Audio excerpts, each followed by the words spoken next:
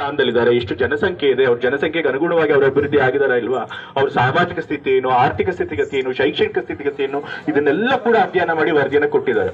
ಇವತ್ತು ಆ ವರದಿ ಬಿಡುಗಡೆ ಆಗಿದ್ದು ಜಾರಿ ಆಗಿದ್ದಿದ್ರೆ ಇವತ್ತು ಹಿಂದುಳಿದ ವರ್ಗದವರಿಗೆ ಒಂದು ಶಕ್ತಿ ಬಂದಿರ್ತಿತ್ತು. ಯಾರು ಹಿಂದುಳಿದವರು ಬಹಳ ವರ್ಷಗಳಿಂದ ಹಿಂದುಳಿದಿದ್ದಾರೆ ಅವ್ರಿಗೆಲ್ಲ ಮತ್ತೆ ಹೆಚ್ಚು ಮೀಸಲಾತಿ ಕೊಡೋದಕ್ಕೆ ಸಾಧ್ಯ ಆಗ್ತಾ ಇತ್ತು. ಆದ್ರೆ ಇವತ್ತು ಏನಾಗಿದೆಪ್ಪ ಅಂತಂದ್ರೆ ಆ ಜಾತಿ ಗಣತಿಯನ್ನ ಕೆಲವು ವರ್ಗದವರು ಪ್ರಬಲವಾಗಿ ವಿರೋಧ ಮಾಡಿದ್ರಿಂದ ನಾವು ಅದನ್ನು ಸರಿಯಾಗಿ ಪೂರ್ತಿಯಾಗಿ ಅನುಷ್ಠಾನ ಮಾಡಕ್ ಆಗಿಲ್ಲ. ಇವತ್ತು 10 ವರ್ಷ ಅದರೊಳಗೆ ಜನಸಂಖ್ಯೆ ಸರಿ ಇಲ್ಲ, ಅದಿಲ್ಲ ಅಂತ ಹೇಳಿ ಸಣ್ಣ ಪುಟ್ಟ ತಕರಾರುಗಳನ್ನು ತೆಗೆದು ಆ ಜಾತಿ ಗಣತಿ ವರದಿ ಇದು ಅನುಷ್ಠಾನಕ್ಕೆ ಬರ್ದೇ ಇರುವಂಗೆ ಮಾಡಿದ್ದಾರೆ. ಈಗ ನಾವು ಮತ್ತೆ ಜಾತಿ ಗಣತಿಯನ್ನ ಮಾಡಬೇಕಾಗಿದೆ. ಇದನ್ನ ನೀವು ಅರ್ಥ ಮಾಡ್ಕೋಬೇಕು. ಈ ಜಾತಿ ಗಣತಿಯಿಂದ ಬರೀ ಜನಸಂಖ್ಯೆ ಮಾತ್ರ ಗೊತ್ತಾಗುದಿಲ್ಲ. ಜಾತಿ ಗಣತಿಯ ವರದಿಯ ಅಂತಿಮ ಉದ್ದೇಶ ಏನಪ್ಪಾ ಅಂತಂದ್ರೆ ಹಿಂದುಳಿದ ವರ್ಗದವರಿಗೆ ಅವಕಾಶಗಳು ಹೆಚ್ಚಿಗೆ ಕೊಡಬೇಕು ಅಂತ ಹೇಳಿ. ಆ ಜಾತಿ ಗಣತಿಯ ವರದಿ ಏನಪ್ಪಾ ಇತ್ತು ಅಂತಂದ್ರೆ ಹಿಂದುಳಿದ ವರ್ಗದವ್ರು ಬಹುಸಂಖ್ಯಾತರಿದ್ದಾರೆ, ನಾವು 50%ಗಿಂತ ಜಾಸ್ತಿ ಇದ್ದೀವಿ, ಮುಸ್ಲಿಮ್ರು ಸೇರಿಸ್ಕೊಂಡ್ರೆ ಹತ್ರ 75% ಬರ್ತೀವಿ, ಆದ್ರೆ ಅವಕಾಶಗಳು ಮಾತ್ರ ನಮ್ಗೆ ಸಮಾಜದಲ್ಲಿ ಕಮ್ಮಿ ಇದೆ, ಜನಸಂಖ್ಯೆಗೆ ಅನುಗುಣವಾಗಿ ನಮ್ಗೆ ಅವಕಾಶಗಳು ಸಿಗ್ತಾ ಇಲ್ಲ, ಹಾಗಾಗಿ ಮೀಸಲಾತಿಯನ್ನ ಜಾಸ್ತಿ ಮಾಡ್ಬೇಕು ಅಂತ ಹೇಳಿ. ಇವತ್ತು ನಮ್ಗೆ 27% ಹಿಂದುಳಿದವರಿಗೆ ಮೀಸಲಾತಿ ಇದೆ. ಆದ್ರೆ ಇದೇನಾದ್ರೂ ಬಂದಿದ್ದಿದ್ರೆ ಅದು 32% ಆಗುತ್ತೆ ಹಿಂದುಳಿದ ವರ್ಗದವ್ರಿಗೆ. ಮತ್ತೆ ಕೇವಲ ಒಂದು ಸಮುದಾಯದವ್ರಿಗೆಲ್ಲ, ಬರೀ ಕುರುಬ ಸಮುದಾಯದವ್ರಿಗೋ ಅಥವಾ ಇನ್ಯಾವುದೋ ಹಿಂದುಳಿದ ವರ್ಗದವ್ರಿಗೆ ಮಾತ್ರ ಸಿಗ್ತಿರ್ಲಿಲ್ಲ.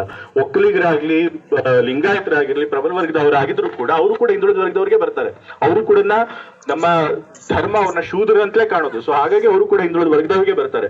ಅವ್ರಿಗೂ ಕೂಡ ನಾವು ಮೀಸಲಾತಿ ಹೆಚ್ಚಳ ಮಾಡ್ತಿದ್ವಿ. ಅವ್ರಿಗೂ ಕೂಡ 6% ಜಾಸ್ತಿ ಆಗ್ತಿತ್ತು 3A 3B ಎರಡಕ್ಕೂ ಸೇರಿಸಿ. ಕಳೆದ ಬಿಜೆಪಿ ಸರ್ಕಾರ ಅವರಿಗೆ ಮುಸ್ಲಿಮರು ದಕ್ಕಿಸ್ಕೊಂಡು 2% ಕೊಡ್ತಿತ್ತು.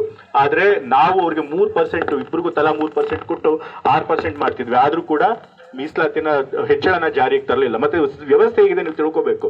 ಇವತ್ತು ನಾವೇನಾದ್ರೂ ಮೀಸಲಾತಿ ಜಾಸ್ತಿ ಮಾಡ್ತೀವಿ ಹಿಂದುಳಿದ ವರ್ಗದವರಿಗೆ ಅಂತಂದ್ರೆ ಸುಪ್ರೀಂ ಕೋರ್ಟ್ ಆದೇಶ ಕೊಟ್ಬಿಡಿದೆ 50% ಮೀಸಲಾತಿ ನಾವು ಗಿಂತ ಜಾಸ್ತಿ ಕೊಡಕ್ಕಾಗಲ್ಲ ಅಂತ ಹೇಳಿ ಎಲ್ಲರೂ ಸಬೂಬ್ ಕೊಡ್ತಾರೆ.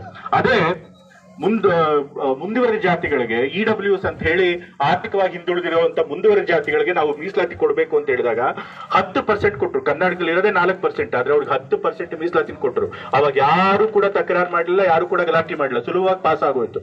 ಆದ್ರೆ ಹಿಂದುಳಿದ ವರ್ಗದವ್ರಿಗೆ ಮೀಸಲಾತಿ ಜಾಸ್ತಿ ಮಾಡ್ಬೇಕು ಅಂತಂದ್ರೆ ಈ ರೀತಿ ಎಲ್ಲ ಅಡೆತಡೆಗಳು ಬರುತ್ತೆ. ಇದನ್ನ ಅರ್ಥ ಮಾಡಬೇಕು ಹಿಂದುಳಿದ ವರ್ಗದವರು. ನಾವು ಇಷ್ಟು ವರ್ಷಗಳಾದ್ರೂ ಜನಸಂಖ್ಯೆ ಇಷ್ಟು ಜಾಸ್ತಿ ಆದ್ರೂ ನಾವಿನ್ನೂ ಮುಂದುವರಿಲ್ಲ ಅಂತಂದ್ರೆ ಏನು ಕಾರಣ ಅಂತ ನಾವು ಆತ್ಮಾವಲೋಕನ ಮಾಡ್ಕೋಬೇಕು. ಅದನ್ನ ಮುಂದುವರಿಯೋದಕ್ಕೆ ಏನ್ ಮಾಡ್ಬೇಕು ಅನ್ನೋದಕ್ಕೋಸ್ಕರ ಸಂಘಟನೆ ಮಾಡ್ಕೊಂಡು ಹೋರಾಟ ಮಾಡ್ಬೇಕು. ಅವಾಗ ಮಾತ್ರ ನಾವು ನಮ್ಮ ಹಕ್ಕುಗಳನ್ನ ಪಡ್ಕೊಳ್ಳೋಕೆ ಸಾಧ್ಯ ಆಗುತ್ತೆ.